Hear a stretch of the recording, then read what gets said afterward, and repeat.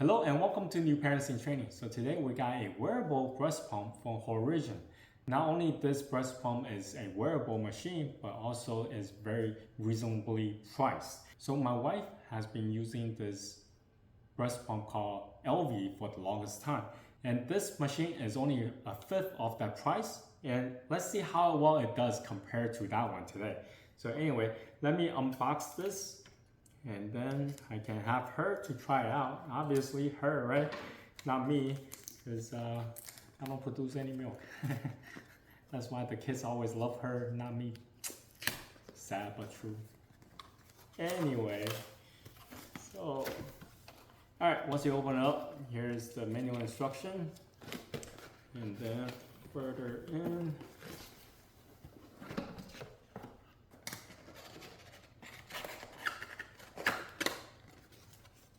alright, so one of the side of the box contains all the accessories. Not sure what they all are, but I guess we're gonna figure it out. Well, I definitely know what this is. A charging cable. So yeah. Here is the machine itself. Looks very simple on the back end as well. So it is a pretty nice machine. Let's see the other side if there's any difference. All the accessories, same thing, charging cable. Alright, so each box contains the same items. Let me go read up the instruction and wash the parts, and then we're gonna try it out. Alright, so here's the product itself. Let me show you where you can actually clean. Now on the back end, this can be taken off. The reservoir can be twisted and turned and will come off. And all this parts accessory can be taken off.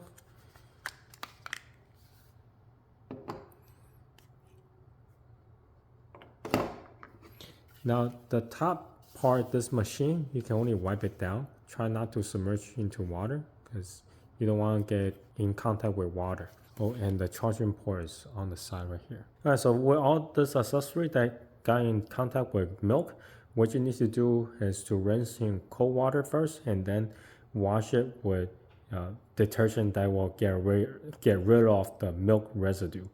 Now once you have done so, then you can wipe it down with a clean cloth and to sterilize it with a sterilizing machine. If you don't want to hand wash it, all those parts are dishwasher friendly, so you can put in the top shelf of the dishwasher to get it done. So once you have washed and sterilized all the parts, this is how you're going to put everything back. Now you have the brush shield, and then you have the diaphragm. So you put the diaphragm back on, like so. Then you push back in, you will hear a click, and now it's in. You have the valve, goes in on the bottom, and then you have the bottle. The bottle, what you need to do is actually twist in. Now twist, see it's flush to the machine, now it's on. And then you have the breast shield. Now there is an orientation. This is 25 millimeter, by the way. So the narrow part goes on top, or you can see there's a pointy thing here, and as long as this line up, like so. So the wider portion goes on the bottom.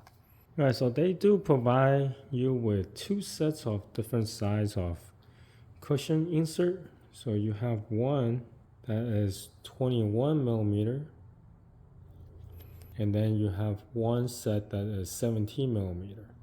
So the way that you're going to insert it, again, the cushion here that attached to the machine is 25 millimeter. So if you need something smaller, you just attach it to the back end. So this will give you a better fit. All right, now I'm here to talk about on using the Horigen wearable pump. So as you can see, I have these two here, before I actually start using it, it's very important making sure that the pump is aligned straight to the nipple. And when putting it against the breast, there should not be any space because if there's a lot of space in between, that can cause leakage. And when placing it inside the bra, that is comfortable to your level. So there is a bra adjuster that can help to adjust comfort level. So if it's too loose, you could tighten it. If it's too tight, you could loosen it. So this is actually helpful because sometimes those nursing bras, they don't have that much range on how much to adjust. This is just an extender that can help. Okay, and so now let's imagine that the breast pumps are already inside the bra. Now the first step to turn on is to long press on the power button like this. And then automatically it goes into this stimulation mode. And the stimulation mode, what it means is that it induces the letdown. And once you feel the letdown, then you could change to the expression mode by pressing the mode button, the switch mode button. And if you want back to the stimulation mode, you could press it back again. Now the stimulation mode can automatically switch to expression mode after 2 minutes. But if it switches and then you still need more time to stimulate, which I don't think it requires more than 2 minutes, you can always switch back as needed. As you see here, there is minus and plus buttons. These are the buttons for the intensity of the vacuum. So you can adjust it on the stimulation phase, and you can increase it up to 5 intensity. And then if you switch it to the expression mode, you'll go back to level 1 of setting. And so if you needed more vacuum, you could still increase it as well on the expression phase.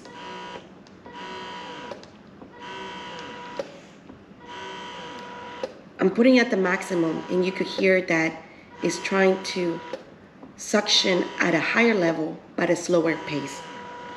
And say for example you just need to adjust your pumps for whatever reason, you need to pause it, you could short press the on button just to pause it, and then continue again by pressing again back on. And let me tell you, the pump will turn off after 5 minutes if you pause it for too long. So after you pause it and you want to continue your session, you could do so.